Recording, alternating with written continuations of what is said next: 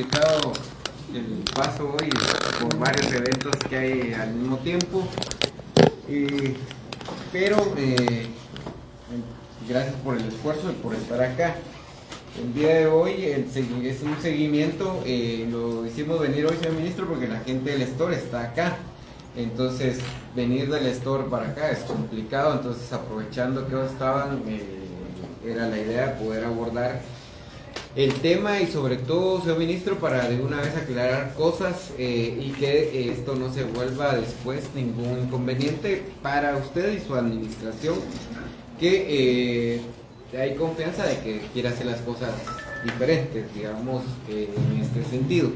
No solo la suya, sino que la COPADE, que también espero que esté pasando por un proceso de reingeniería y de recuperación institucional, sobre todo el tema de materia de derechos humanos y el tema de cumplimiento de algunos compromisos internacionales que tiene el Estado de Guatemala y que ojalá logre de una u otra forma y que los escuchen, sobre todo en el tema de la asesoría que tienen que darle al Estado y a las instituciones del Estado en el sentido de la no repetición de violaciones o vulneraciones a derechos humanos y que eso permita que el país pues por fin empiece a salir de ese capítulo que está como violador o vulnerador de derechos humanos, que es un mal recuerdo, uno más de la administración pasada que finalmente nos dejó en esto, y la preocupación estriba en el sentido de que si un país está en el capítulo de como violador de derechos humanos, el tema de la inversión también es más complicada por el tema de las empresas con el tema de la responsabilidad social. Por eso es la preocupación más, y aparte todo lo que conlleva estarse defendiendo a nivel internacional, y entiendo también que muchos de ustedes, aunque no compartan, tienen que defender de todas maneras una postura de Estado, porque de plano así es, pero la idea de esta reunión o de esta mesa es cabalmente eso, tratar de evitar que se den vulneraciones a derechos humanos, que se dé un tema de revictimización, que eso al final de cuentas no es bueno ni para la población, ni para el gobierno, ni para el Estado y sobre todo también incluso para las mismas empresas, aquellas empresas que quieren venir a hacer una inversión real en el país. Creo que ya hubo suficiente temas, todavía no nos hemos recuperado de la polarización, del desencuentro social que existe, sobre todo en estas comunidades del Estorio. Ahora estoy experimentando parte de lo que sucede ya a nivel comunitario con el tema de la campaña de descrédito, el tema de la campaña de división comunitaria. Yo el día de ayer incluso hablaba de que hay que regresar la paz y el desarrollo al municipio del Estorro, pero no se puede hacer procesos de consulta o procesos de derechos humanos con el ejército a la par, pues, o con la policía apuntándole con el tema de las lacrimógenas. Eso es lo que llevó, en este caso, señor ministro, a que exista una sentencia de la Corte Interamericana de Derechos Humanos en el caso Comunidad Indígena Maya Quechí Agua Caliente versus Guatemala, que fue ya del 16 de mayo del 2023. Que hay varios aspectos, pero uno de esos que es el que tiene, digamos, un nivel de involucramiento con el ministerio, es que el Estado no realizó una consulta previa adecuada a la comunidad en relación con un proyecto minera que afecta a su territorio. Entonces eso es parte de los temas que vamos a abordar el día de hoy. Sé que hay presiones, señor ministro, de parte ahí de licencias y que dé las autorizaciones, incluso en el tema de exportación, a pesar de que hay datos que no coinciden de la licencia de explotación con la licencia de exportación, que eso es un tema básico de situaciones.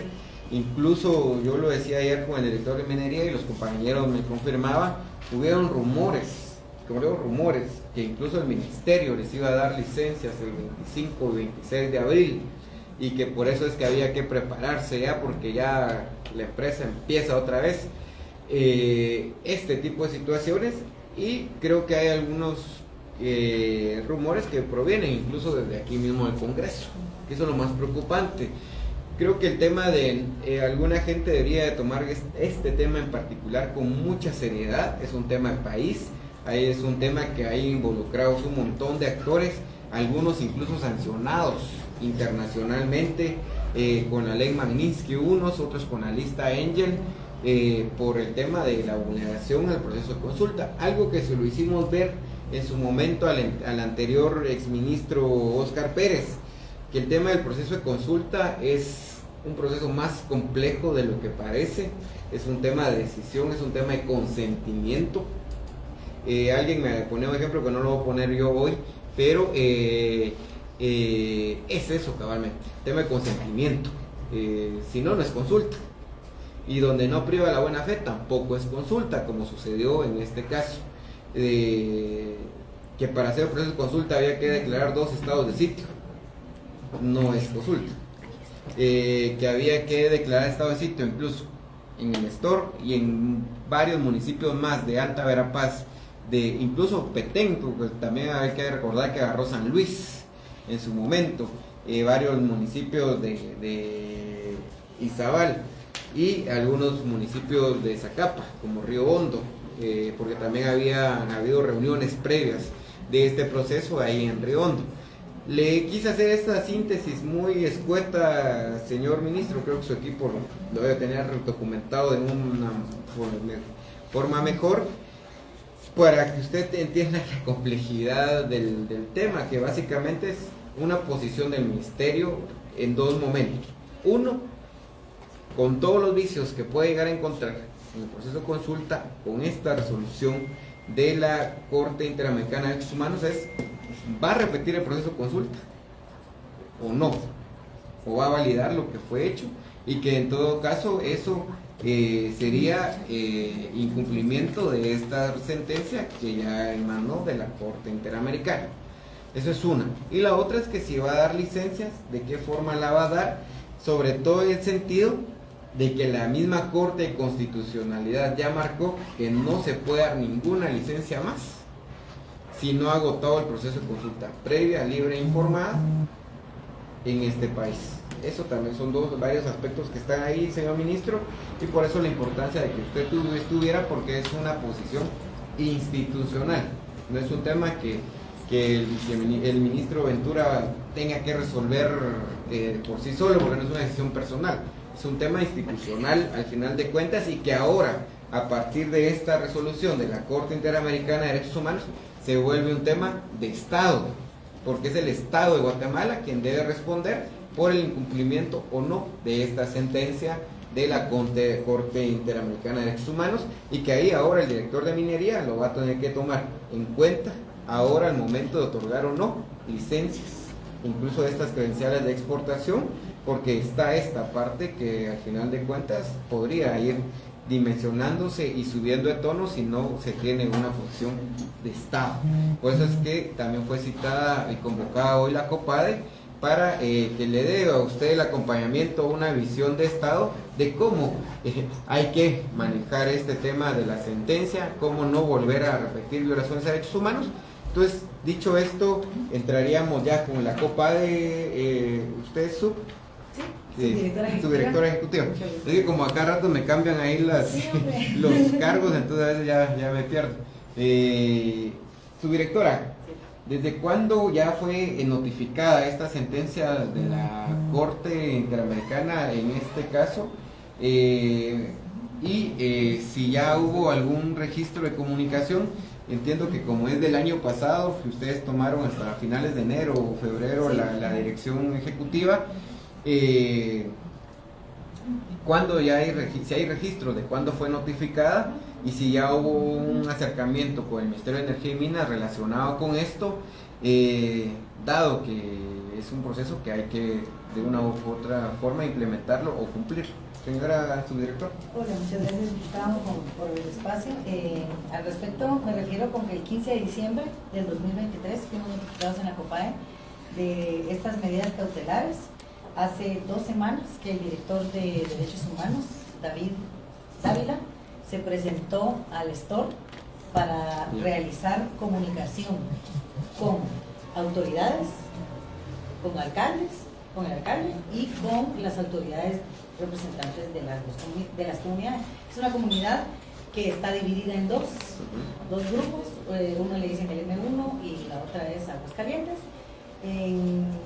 No sé con quién estamos aquí, pero tuvimos ese acercamiento. Para eso tuvimos una reunión primero con Aguascalientes, luego con M1 y quedamos que se iba a decidir de parte de las dos partes de las comunidades quién iba a ser el representante para integrar una mesa de coordinación. Luego de hablar con ellos y quedar con esta tarea, nos reunimos con el alcalde, quien dijo que estaba anuente a la implementación de todas las medidas, y con las autoridades. Estas autoridades son el MEM, el Ministerio de Ambiente, el RIC y Fontier, porque precisamente muchas de las ayudas o programas que puede llevar el Estado a la comunidad dependen de que tengan la propiedad de la tierra.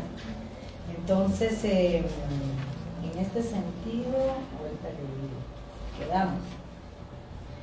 Nosotros como COPADE estamos requiriendo información. Ahorita estamos luego de realizar esa visita al lugar y de tener las reuniones con comunitarios, alcaldes y funcionarios del Ejecutivo, estamos ahorita recabando información para realizar una segunda visita en la que ya con los representantes de las comunidades y con la información que se recabó a nivel del Ministerio de Energía, Ministerio de Ambiente, podamos ya llevar una propuesta de actividades y de ruta para que podamos ir paso a paso implementándolas, porque como algunas requieren por ejemplo, el trabajar la tierra primero, de eso prácticamente es lo que se trataría.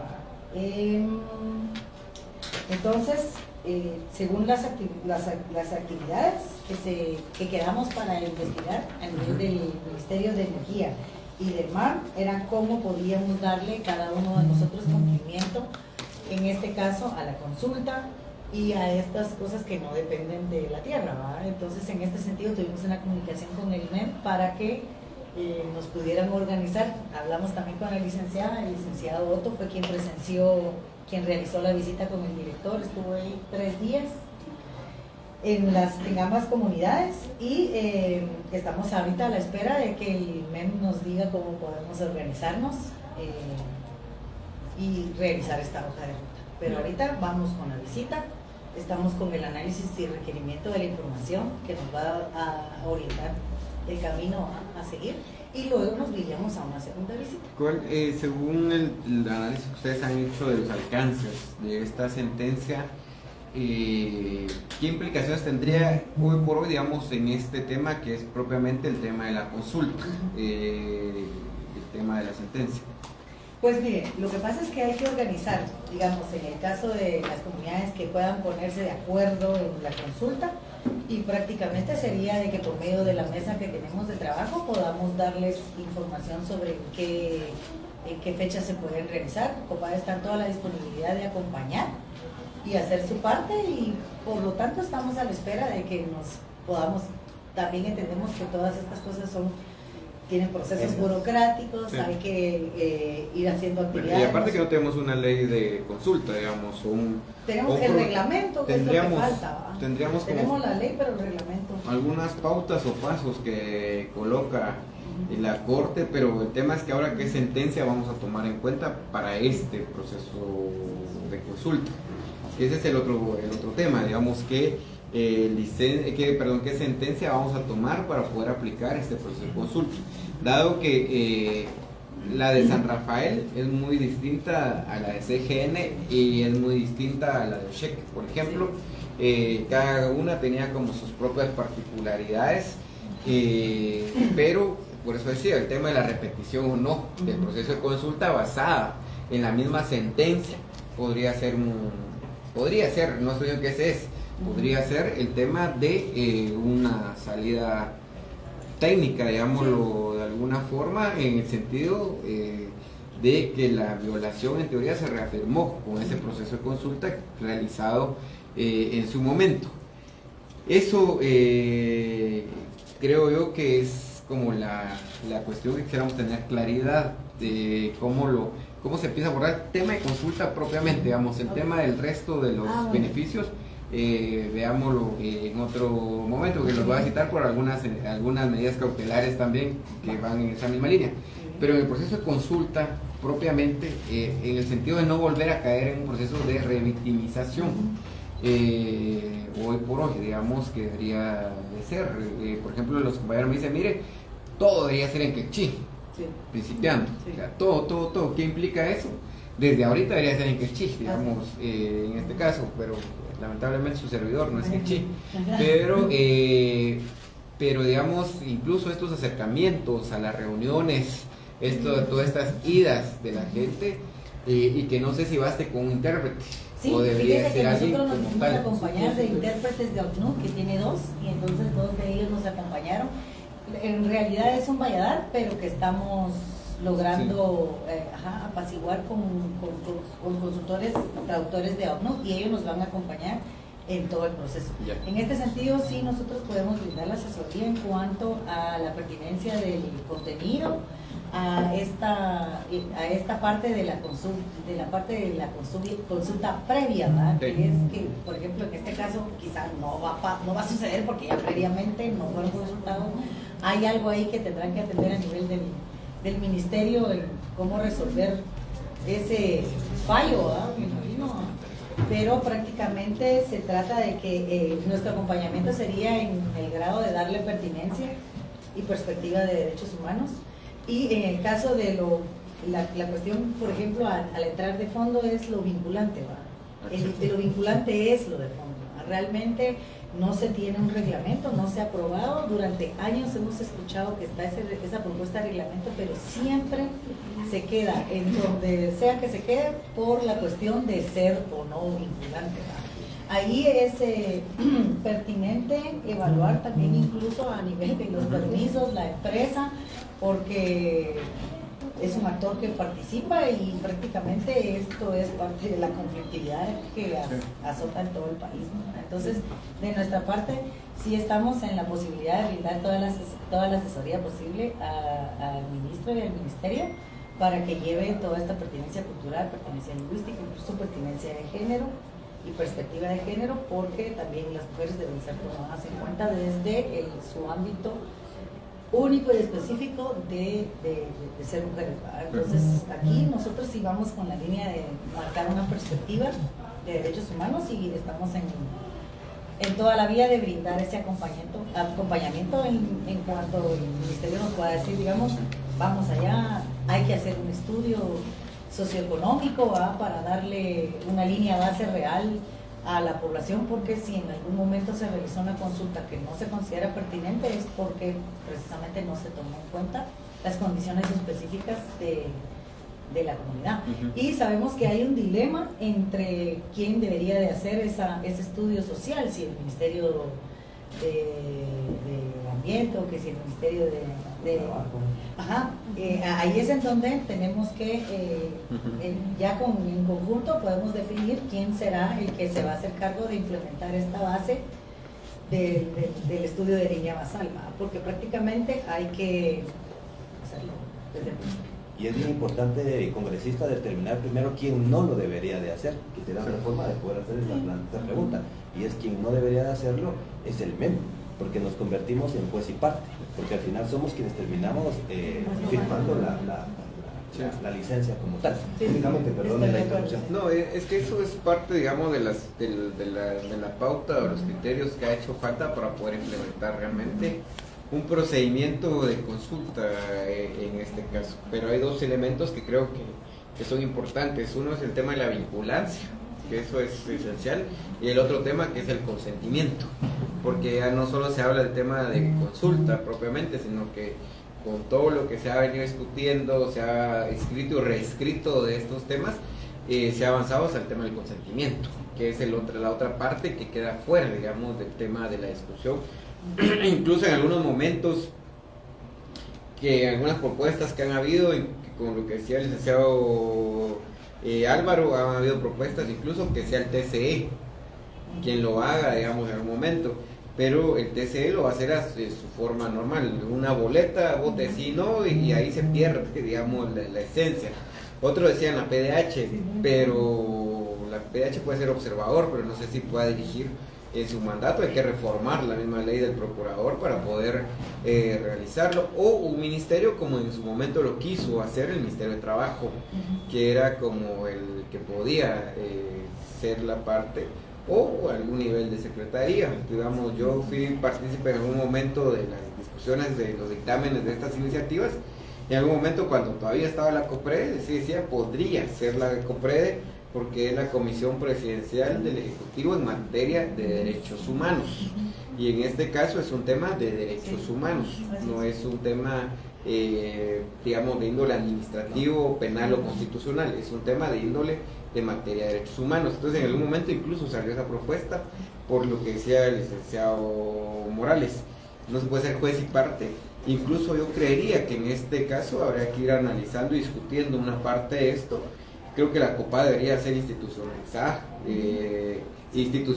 digamos, en el sentido de que sea una comisión presidencial un poco más amplia, con más funciones, con más criterios, inclusive resolver este tema de quién tiene que representar a nivel internacional, si la PGN o la COPADE, está este tema o el Ministerio de Relaciones Exteriores, salió en algún momento cuando todavía la COPADE iniciaba. Creo que hay que institucionalizarla, hay que darle más auge, y eso creo que va a ir ayudando a tener una perspectiva de derechos humanos para evitar que todas estas vulneraciones que vienen a repercutir después en sentencias, los famosos resarcimientos y todo este tipo de situaciones sigan afectando al Estado de Guatemala. Su director. Muchas gracias. Sí, cabalmente en atención a eso, como parte de los mecanismos de cumplimiento que tiene la COPADE ahora implementadas, está esta progresividad que se le tiene que dar a las medidas. Se trata de que el Estado pueda implementar todo lo que tenga que hacer y las actividades en los POA, a nivel de la estructura financiera, y que el Ministerio de Finanzas haga la parte de asignar presupuesto a todas esas actividades que están pendientes, para lo cual con la llegada del director se reformuló la dirección de sedes regionales. En este momento...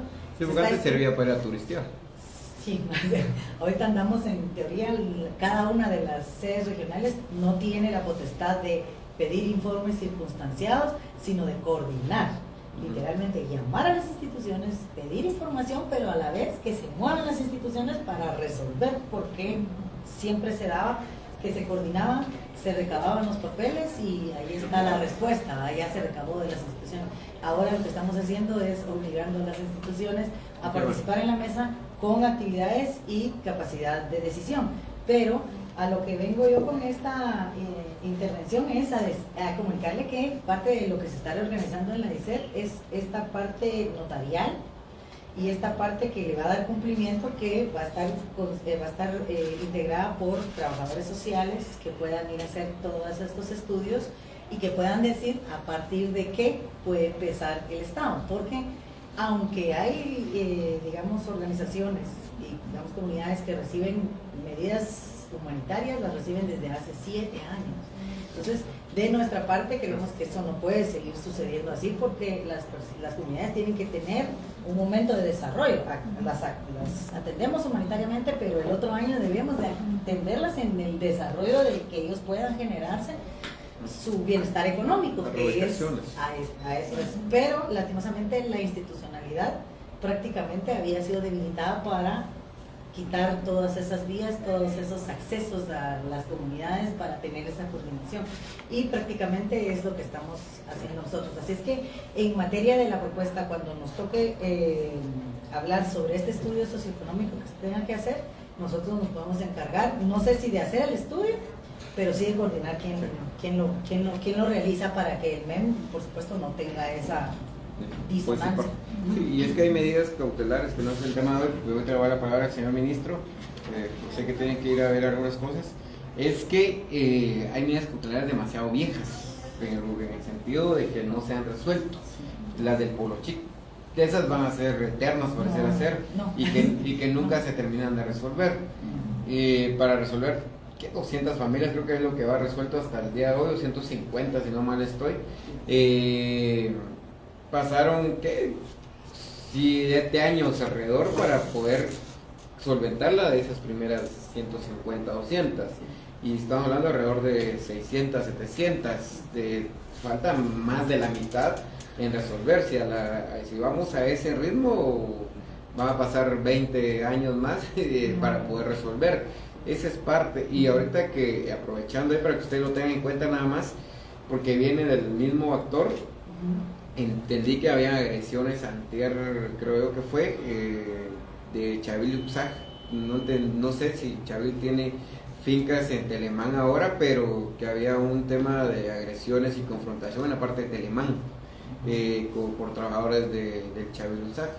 Lo digo porque no sé si eso vaya a generar ahora un nuevo encontronazo ahí, pero solo para que lo tomen en cuenta ustedes. Señor ministro, teniendo ya todo este tema, el panorama y todo, y aquí solo para que los compañeros tengan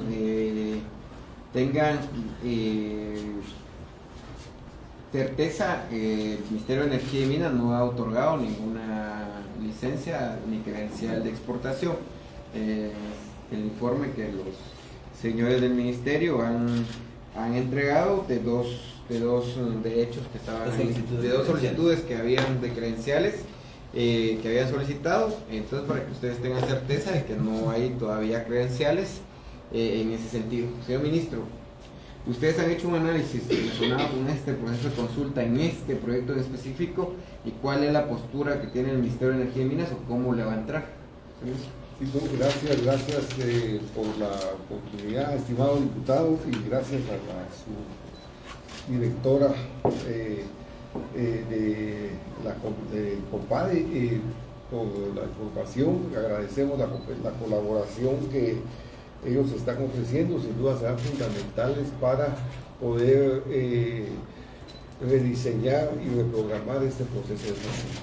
Definitivamente la presión ha sido fuerte por diferentes lados.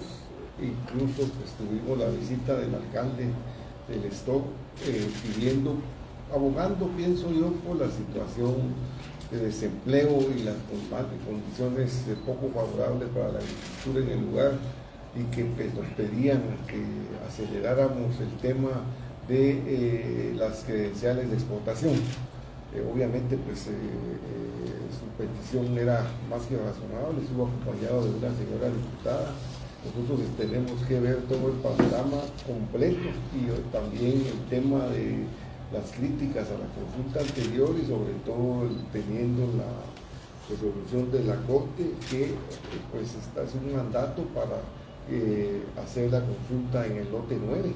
Entonces yo le he pedido precisamente a los profesionales de este ministerio, específicamente que colaboran con el Viceministerio de Desarrollo Social, que hagan una estrategia y una hoja de ruta para poder atender esa nueva consulta, considerando los actores, las partes directamente, la comunidad y las instituciones que estarían acompañando la consulta, el papel del MED y la asignación del responsable de esa consulta, que como se dan ustedes cuenta, ahí todavía falta tomar una decisión, así como también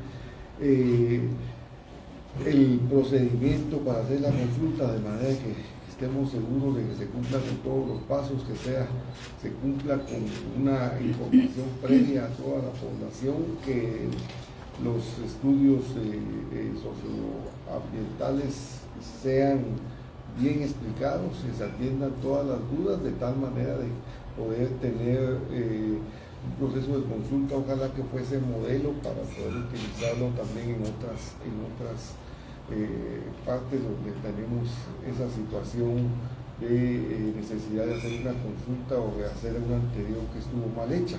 Pues no, entonces creo que no hay discusión sobre esa materia. También tenemos que escuchar a la industria minera, ¿verdad?, para ver qué escenarios que ellos presenten sean atendidos, sean aceptados por ustedes, incluyendo el caso de una posible apertura de operaciones y un proceso de consulta paralelo, ¿verdad? Que es un escenario que en el caso que se dé, pues tendrá que ser consultado. También se están haciendo las consultas propias relacionadas con las particularidades de la licencia que se otorgó, los minerales que están asignados en la licencia y efectivamente el contenido de la mena, se llama, ¿verdad? El material que finalmente es el que ellos están extrayendo para asegurarnos efectivamente que se está cumpliendo con los requisitos de la licencia. Incluso hemos mandado pruebas a un laboratorio del exterior para tener nuestros propios resultados, de tal manera de que podamos tener más información, pues, especialmente en el caso de cuando se discutan posibles compensaciones y beneficios que puedan ser otorgados a las comunidades, que se tenga plena certeza de que se está haciendo una negociación sobre base de conocimientos sólidos, justificados por laboratorios de plena acreditación y reconocimiento. Pues en ese paso estamos, estimado diputado. No sé si Álvaro o las colegas quisieran hacer una ampliación. Adelante. Gracias. Tal vez muy breve, señor ministro. Efectivamente, congresista, creo que la sentencia es clara. La sentencia no entra a un punto de discusión en relación a su ejecución. O sea, como conocedores un poco el tema de derechos, sabemos que es nada más cúmplase y ejecútese. Creo que el tema no es tanto en el qué, sino en el cómo, en donde estamos un poco, digamos, sí, estancados. De hecho, la sentencia es bastante clara con las pautas que ya está marcando y ya nos da ciertos lineamientos en donde se considera que se deben las violaciones a estos derechos humanos. En realidad nos alegra un montón ya no estar tan solos en el banco, porque ahora que ya se suma la Secretaría COPAD, creo que podemos ir teniendo un norte trabajando en conjunto, porque sí es un aliado específico e importante que nosotros pues necesitamos. De tal cuenta que el tema de la consulta va, es un poquito más los procedimientos, la hoja de ruta, los preparativos que se tienen que ir cumpliendo. De hecho, esta sentencia, para contarles, ya está siendo también publicada en la página del Ministerio de Energía y Minas, que es parte ya del cumplimiento que se le está dando a la sentencia como tal. No está ni engavetada ni escondida, sino que está siendo completamente ya socializada con toda la población guatemalteca. Así es que sobre este tema, congresista, para no abundar tanto, creo que pues como ministerio va a ser importante hacer esos lazos con COPAD para que vayamos viendo estos análisis jurídicos, porque tenemos una pequeña debilidad, y es que no tenemos un manual, no tenemos un reglamento que nos pueda ir marcando las pautas de cómo se debe de hacer un proceso de consulta. Así es de que se harán esos análisis jurídicos juntamente con el equipo jurídico del COPADE, con el del ministerio también, para que podamos ir llevando algo más consensuado. Creo que por ahí iría, congresista. Compañeros, no sé si ustedes quieran decir algo.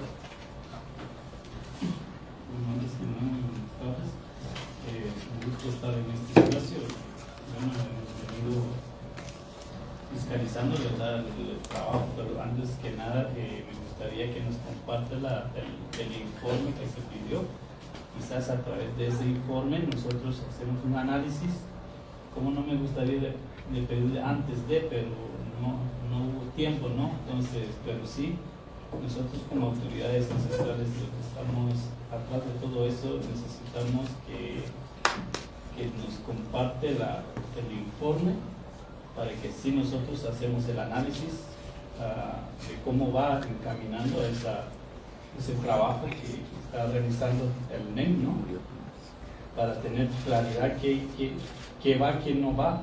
Entonces, y tener claridad de la institucionalidad del Estado, que también nosotros tengamos conocimiento de cada acción que se está realizando en el STOR. Ahora, Entendemos hasta el momento que ya fueron a hacer reuniones en el store, pero para nosotros como autoridades no tenemos ese conocimiento, digamos. Entonces, nosotros nos preocupa esta parte de qué autoridad se reunieron, no lo sabemos, no tenemos conocimiento. Nosotros hemos venido manifestando que todas las acciones, todas las reuniones que se va a realizar en el store, precisamente, ya no queremos ver nuevamente la historia que ya han venido haciendo. Están realizando investigaciones sin consentimiento de nosotros como comunitario, ¿no? Porque nosotros las comunidades tenemos derecho de saber qué acciones se están realizando desde nuestro territorio, porque se sabe muy bien que somos nosotros los legítimos territorialmente, ¿no? Entonces tenemos derecho a tener claridad realmente qué tipo de investigaciones se están realizando desde nuestro territorio, porque aquí hay mucho que hablar, pero el tiempo no nos da, digamos. Nosotros cada vez que haga un avance de a partir de ahora, tenemos que saber, porque si no sabemos nosotros, entonces es ahí cuando encontramos esta confrontación. ¿De qué nos sirve venir dialogando acá, gastando recursos de nuestros propios recursos? Se sabe que aquí nadie nos está financiando y de repente están otra vez haciendo la mala artimaña de ir reuniéndose con los COCODES, con los otros institucionalidades, y nosotros ¿dónde nos quedamos? Siempre la representación del pueblo indígena, el chip, siempre queda marginada. Entonces, nuestra historia habla a sí misma, no desde ahorita. Por eso estamos buscando ese diálogo, estamos buscando tener transparencia, entonces que se haga con mucha claridad, porque ya no queremos que suceda lo mismo lo que sucedió antepasado. Ya no queremos repetir esa historia. ¿Cómo es posible que nosotros los indígenas salimos perjudicados por el mismo Estado? Y cuando se sabe que nosotros somos los legítimos, somos los dueños de nuestro territorio. Entonces, creo que tenemos que entender cómo tenemos que trabajar en conjunto desde nuestras comunidades hacia la institucionalidad, para que sí veamos de qué manera se mejoran los diálogos, porque lo que no queremos, lo que no vamos a permitir que sigan masacrando, una persecución masiva desde nuestras comunidades, lo que han venido sufriendo nuestros abuelos, nuestros papás. Pasó el conflicto armado interno, cuántos líderes fueron torturados, fueron masacrados, y si seguimos dando esa práctica en nuestro país como Guatemala, entonces ¿en qué estamos? ¿En qué país estamos hablando? Es como discutimos acá ayer con el señor director Morales, cuando hablamos que hay instituciones que hablan de desarrollo sostenible, y cuando se sabe que ni siquiera se ve el aporte del Estado desde las comunidades. Yo vengo de una comunidad que está abandonada totalmente hacia la mirada de un Estado. Entonces, ya estamos cansados. Igual, si los mineros quieren operar sin consentimiento del pueblo, pues ya no es problema de nosotros porque lo que han hecho es siempre sale con esa actitud de provocar la violencia,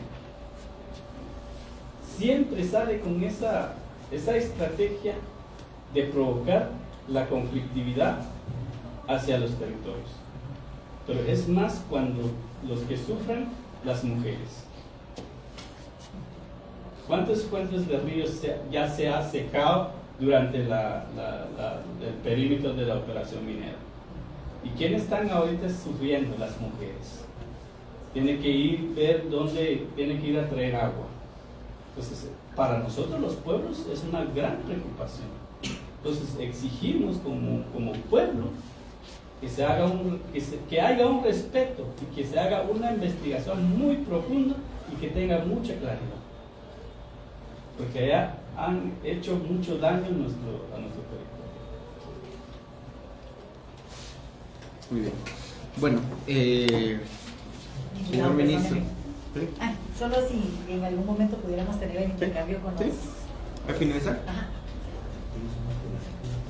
No, yo quería aclarar también que nosotros tuvimos la intervención para conocimiento de ellos con Rodrigo Tot, que decía que era de M1, con Alfredo Chu, quien fue el guía de la comunidad, y con Gerardo Así, quien estaba de alcalde auxiliar. De Agua Caliente. Los dos son de Agua Caliente, es cierto, de Agua Caliente Alfredo Chu y Gerardo Así, y de M1 Rodrigo Tot. Entonces sería de que ustedes nos intercambiemos los nombres para que podamos integrarlos a ustedes. Y nosotros estamos al tanto con eso, diputado, permítame aclararles que parte de los conceptos que queremos implementar es el de la justicia epistémica y la justicia cognitiva. ¿Por qué? Porque así es como deben ser tratados los pueblos indígenas de Guatemala, porque tiene que verse desde la singularidad, desde la individualidad y desde el respeto profundo de los derechos humanos. Así es que nosotros con gusto definitivamente los vamos a integrar a la mesa, y todo se trata en la nueva COPADE y en la nueva integración de los derechos humanos de tener equipos de donde se haga una como co-creación de las medidas para que ustedes estén de acuerdo con ellas, porque precisamente vienen de las mismas necesidades de las comunidades. Sí. Solamente Sí, gracias, subdirectora. Sí, miren, yo creo que este proceso de consulta hay que verlo, digamos, como buenas y malas prácticas que pueden haber en el tema del Estado. La consulta, el procedimiento de consulta que nunca más debe repetirse es el de OSHEC. Esa fue una porquería de procedimiento. A veces a muchos no les gusta que oiga eso, pero al final fue eso. El tema es de que no fue un procedimiento adecuado. Ahí fue un proceso a la carrera, un proceso de consulta en 10 días o 15 días. No es un proceso de consulta. El proceso de consulta de los Xinkas creo que lleva casi 2 años ya y no han terminado aún. Tiene avances, pero que sigue, digamos, en ese proceso. El de la Puya ni siquiera arrancado. Entonces, eso es lo que muestra de que los procesos, cuando se quieren llevar de forma ordenada, deben de dar un resultado, obviamente, pues, pero el tema es que no se puede seguir repitiendo los mismos patrones de violencia institucional, que es lo que ha habido en este país. Los resabios del conflicto armado interno no han quedado del todo fuera. Sigue siendo el tema de que es o a través de violencia, a través de engaño o a través de corrupción que muchas veces logran algunos sus objetivos. Eso debe cambiar, sino que deben de ser procedimientos realmente en el marco de la legalidad. O sea, nadie les está pidiendo más que el tema de la legalidad. Y lo digo porque, por ejemplo, en algunos lados que he estado viendo, supuestamente para el compromiso de responsabilidad social, les pagan el juego de uniformes, les dan un trofeo, les dan una pelota de fútbol, la caja del muerto. O sea, eso no es desarrollo para ninguna comunidad. Eso debe cambiar. Y el tema también, señor ministro, para que usted lo vea ahora, que el BDS va a tener un nuevo viceministro, que es una de las tareas que debe tener, es realmente el tema de la perspectiva de pueblos indígenas, Xinca y Garífuna. ¿Por qué? Porque el tema es que Xincas y Garífunas entran en lo que la Corte y la Declaración han hablado, del tema de los pueblos tribales, y que también el concepto de indígenas a nivel internacional es demasiado amplio. Ahí es donde caben todos los pueblos finalmente, incluyendo Xincas e incluyendo Garífunas. Se lo digo, viceministro, por no solo el caso de Armida, se lo digo también por algunos casos, temas de hidroeléctricas, que hay resoluciones del Ministerio de Energía y Minas donde han dicho que no hay pueblos indígenas. Y la declaración indica que el tema de la autoidentificación, porque no hay un patrón que a usted le diga, este es indígena, este no. Yo puedo declarar, yo puedo autodenominarme indígena, aunque no hable un idioma maya, pero con el simple hecho de que yo entre en el tema de la autoidentificación, con eso empieza el tema de la aplicabilidad de todo lo que existe dentro del convenio 169 de la OIT y otros instrumentos en materia de derecho de pueblos indígenas, sobre todo en países como el nuestro, que el tema de la discriminación y el racismo se profundizó tanto que el tema es de que se perdió el uso del idioma, se perdió el uso de la indumentaria, y ahí podríamos, eso es un tema de discusión de derecho que habría que hacer dentro de las universidades, digamos, en este sentido. Pero a nivel institucional, señor ministro, y creo que es uno de los legados que usted puede dejar a nivel institucional, ¿cómo no se pierde esa visión dentro de la institución? Sobre todo un viceministerio como el BDS, donde hay dictámenes donde dicen no hay pueblos indígenas, no hay pueblos chincas, no hay pueblos garifas. Y cuando son pueblos, por ejemplo en los Chuj, nos pasó mucho con el proyecto hidroeléctrico de allá de Esquisís, el de Esquisís, pero así se llama. Hay dictámenes, señor viceministro, donde dice ahí no hay Chuj. Ahí usted encuentra chujes, cajobales, creo que hasta unos quechís hay ahí metidos. Entonces se vuelven comunidades multiculturales. Entonces cuando se convierten en comunidades multiculturales, la aplicabilidad del derecho debe ser más extensivo todavía y no restrictivo ni positivo, sino que debe ser un marco extensivo. Entonces lo más fácil para el Ministerio de Energía y Minas para evadir el tema de la consulta en ese momento fue, digamos que no hay pueblos indígenas porque hay muchos ahí presentes. Eso es la parte de las cosas que finalmente ahora, hoy por hoy, necesitan un tema de reparación de derechos.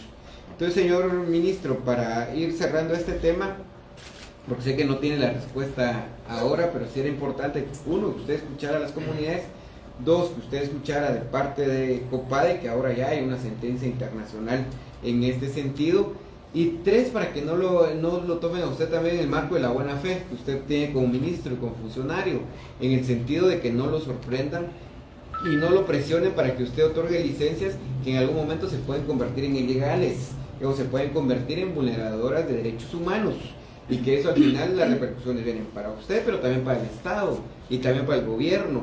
Entonces aquí la cuestión es que si va a ser un tema de licencias y todo lo que está, pero que se cumpla el marco regulatorio, el marco legal. El tema del arbitraje, por ejemplo, en el caso de la Puya, cambió y dio un giro de 360 grados, creería yo, por el tema de que no habían realizado el proceso de consulta. Porque ese arbitraje lo íbamos a perder como Estado. Ese se iba a perder. Pero incluso ya cuando se salió la sentencia, donde decía sí hubo un tema de vulneración a derechos humanos, no se hizo el proceso de consulta, ese proceso del arbitraje cambió totalmente. Y entonces ahora hay posibilidades incluso de ganarlo. Y por eso le decía yo la otra vez, en el otro caso de la avenida Cerro Blanco, ahí hay un tema que no lo asusten con el petrato del muerto. ¿Van a ir al arbitraje? Sí, porque ese es su negocio. También eso hay que entender, señor ministro, que hay empresas que tienen la licencia, pero que la tienen para ir a los arbitrajes, porque ese es el negocio también, y muchas de las veces saben que son proyectos quebrados, que no van a ser posibles extraer ni un gramo de oro, pero de todas maneras comprémoslos, de todas maneras digamos que vamos a hacer algún trabajo, y aunque después lo vayamos a recuperar en el arbitraje internacional. Incluso hay empresas especializadas en eso, y que tienen incluso firmas a nivel internacional ya contratadas para este tipo de situaciones. No pasa solo en Guatemala, pasa en un montón de países de América Latina y de otros continentes. Entonces, señor ministro, yo lo que le voy a pedir es dos cosas. Uno, que pueda hacer usted una reevaluación, incluso con un equipo técnico que usted pueda conformar, de que si el proceso de consulta realmente cumplió o no los parámetros en el caso del STOR, y el tema de que se lo dictamine en relación a que si es conveniente o no un proceso de repetición del proceso de consulta. Se lo digo porque usted no puede llegar a un proceso de consulta con la policía y el ejército rodeando su casa. Eso no, nadie lo haría. O sea, usted no puede decir un sí o un no si tiene a la policía ahí afuera. o si tiene al ejército ahí. Eso, señor ministro, y lo otro es cómo van a cumplir ustedes la sentencia de esta comunidad de Agua Caliente versus Guatemala, que es una comunidad, pero dos comunidades al final, pero yo veía en una de las partes resolutivas de estas sentencias, que a veces las sentencias hay que leerlas completas y hay que ver, digamos, desde la parte extensiva, sobre todo se afecta, entre otras, a la comunidad Aguacaliente, Lote 9. O sea, le está diciendo que afecta a varias comunidades. El tema es que solo se resolvió para estas dos comunidades porque eran las que estaban como peticionarias, pero hay que verlo de forma extensiva y es lo que la Corte, incluso en sus sentencias, ha resuelto como el área de influencia directa e indirecta. Por ejemplo, si usted me pregunta en algún de estos proyectos, las áreas indirectas toman muchos más kilómetros de lo que uno consideraría, por los impactos de los camiones, por el tema del polvo, por el tema de la dinámica del traslado y todo esto. Entonces muchas veces las áreas indirectas no es solo lo que nos dice el polígono, sino que también hay que verlo en el tema de la afectación que va a tener a otras comunidades que no están ni tan directas ni tan indirectas, digámoslo, en el tema del polígono, pero que están incluso dentro del trayecto, que podrían tener estos proyectos. Entonces, eso, señor ministro, dos cosas: que haga usted una reevaluación. El licenciado Morales me hablaba ayer de que van a hacer un proceso con Contraloría para el tema de determinar, pero el tema de Contraloría le va a decir, mira, el gasto estuvo bien, el gasto estuvo mal. Eso es lo que le va a decir Contraloría.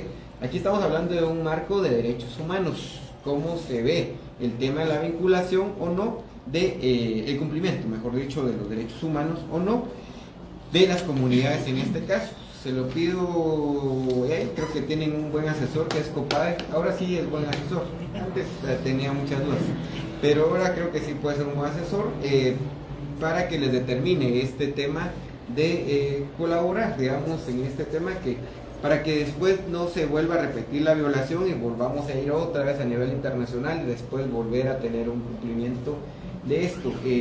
Eso, señor ministro, y creo que sí, como un tema de petición que creo que usted como ministro debería hacer inclusive, es rediseñar el BDS, rediseñarlo en el sentido de que sea un ente que realmente vea y vele por el cumplimiento de los derechos humanos y el cumplimiento del derecho de pueblos indígenas, para que después no tenga que venir como lo que sucedió con Armida. Se le pongo como ejemplo a Armida, que es lo que más conocemos ahorita los dos.